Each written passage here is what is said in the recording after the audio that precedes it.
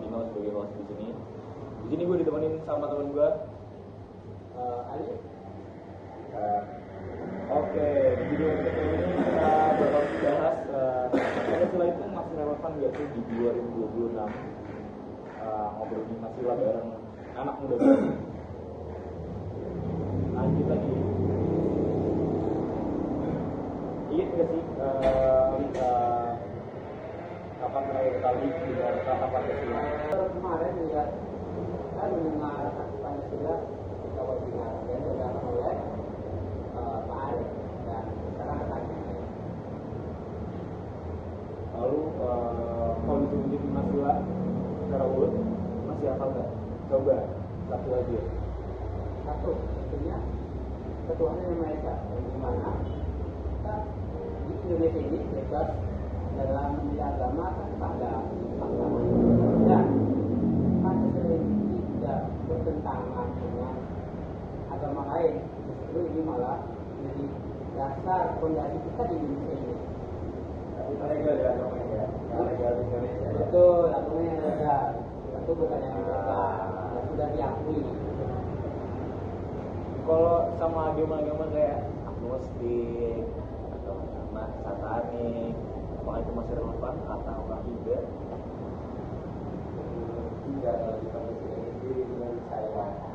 Kenapa itu? Saya sekali membacakan boy. Oh, benar-benar. Iya, Agama-agama yang legal di Indonesia itu kan umat Islam, Hindu, Buddha, Kristen, Tionghoa. Lalu lanjut saja di next pertanyaan selanjutnya. Bakal pertanyaan.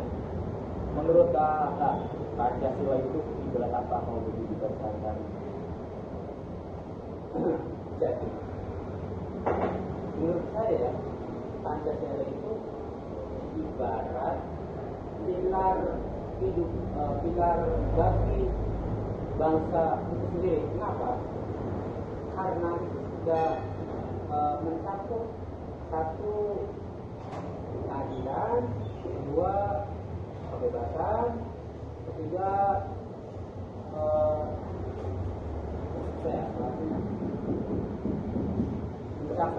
nah betul,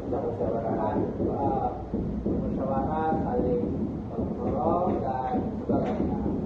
Jadi intinya adalah Pancasila itu sebagai cermin setiap warga negara.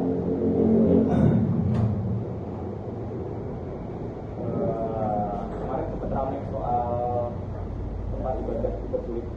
Ramai soal ibadah yang sulit Ya.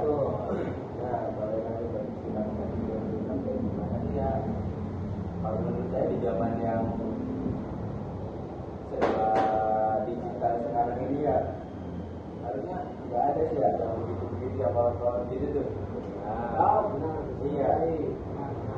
Apalagi dari sosial media kita bisa lihat toleransi yang di negara orang yang lebih bagus.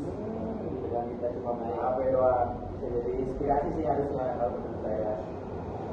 Benar. Jadi kita sebagai warga negara harus jauh-jauh atau ninggalin sifat-sifat kolot yang terlalu membeda-bedakan agama. Juga itu. Mari kita budayakan pluralisme. Nah, lanjut lagi ya, kita sering lihat komen ya, itu tadi ngomongin sosial media ya, kita sering banget lihat komen jahat di media sosial. Itu masuk pelanggaran sila kedua nggak sih sebenarnya? Terus gimana caranya kita jadi manusia di dunia internet sih? Bisa diganti apa? Nah, belakangan ini kan kita sering banget nih lihat komen-komen jahat di komen yang di sosial media. Sebenarnya itu masuk berarti ke pelanggaran dari sila kedua. Terus gimana cara kita menghadapinya sebagai manusia di dunia online? Oke, baik. Cara menanggapi orang-orang yang ketika di media sosial itu negatif atau negatif. Caranya adalah dengan kita satu ya tentu memberitahu bahwa itu tidak pantas dan itu juga ada namanya undang-undang namanya tuh betul. masih aja ya. Betul. Ya jadi masih udah Nah, mencerminkan sih jelas tidak ya.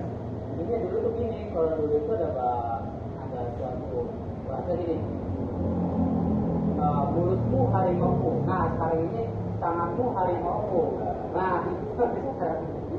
dan sekarang ini juga emang cara filternya dari komentar-komentar negatif juga bisa difilter melalui apa namanya bahasanya ya? Si apa biasanya sebutannya kalau netizen biasanya netizen bisa tahu mana komentar yang baik atau yang enggak, jadi kita bisa memfilter lebih gampang juga seharusnya saat media sosial. Biasanya juga kelihatan tuh kalau ada komentar negatif atau kan opini-opini yang tidak masuk dengan atau tidak relevan dengan kehidupan nyata, biasanya itu banyak banget diserang sama di zaman sekarang ada. Cuma di era-era ini lagi banyak-banyaknya banget era-era buzzer. Iya, aduh, era bayaran itu bahaya. Gila sih itu. Itu udah belum banget sih di skena politik tahun ini. Buzzer itu udah gak ketolong banget. Lanjut lagi ya. Untuk di sekarang yang lagi masuk juga nih media sosial itu TikTok, platform digital itu TikTok. TikTok itu agak Jawa, Papua, Aceh, tapi kita tetap satu RJP. Menurut kakak itu contoh pendekatan baliknya nggak? Jelas tidak terkendalikan. Cuman ada plus minusnya lagi sih ya dengan begini. Apa tuh? Plus minusnya, plus untuk plusnya mungkin kita bisa contoh kayak yang tadi, kita bisa mengambil hal baik atau kebiasaan-kebiasaan baik daerah lain dengan hanya buka dari HP. Dan menurut saya pribadi kalau negatifnya ini rasisme sih, lebih ke rasisme. Antar suku, Komunikasinya ada hal-hal yang memang kurang baik juga buat dicerna sama anak-anak. nah Apalagi generasi sekarang lagi kayak gini. akun fake, nah bisa tersembunyi kan dia dengan dari perbuatan negatifnya itu. Di anak muda banyak yang golput di era ini, anak muda banyak yang golput padahal Itu dengan mempelajari lebih dalam dan lebih memaknai apa itu dari sila 1, sila 2, sila 3, sila 4, dan sila 5. Kita harus mendalami itu sehingga yang ada nanti tumbuh rasa nasionalis. Betul. Kita tanah air, jadi kita lebih kita peduli terhadap masyarakat bawah dan dengan itu pun kita bisa meregenerasi yang akan datang untuk menggantikan orang-orang yang sekarang mungkin tidak kompeten dalam memimpin. Nah, caranya adalah kita tidak perlu mungkin seperti demo. Yang penting adalah kita harus benahi dulu dari bawah. Karena kalau akhirnya memang ya 13 kepala, kalau dari bawah kan nanti kita bisa dipupuk, ditanam dari mulai bawah itu kan bisa jadi Indonesia ini bisa ada perubahan dan ada kemajuan. Mungkin bisa nanti 2045 itu bisa jadi mas kalau kitanya memupuk bangsa dari generasi bawah, karena kalau yang di atas sudah begitu semua, karena yang merubah suatu keadaan itu adalah pendidikan. Maka dari itu kita mendidik dari hal yang paling bawah dulu sebelum ada bisa jauh-jauh. Kita teman dari saya. Oke, baik. Oke, kayaknya udah cukup ya perbincangan kita kali ini. Makasih banget buat Ikai, buat Irham. Untuk teman-teman juga bisa komen di bawah sila mana yang paling relate di kehidupan 2026 ini.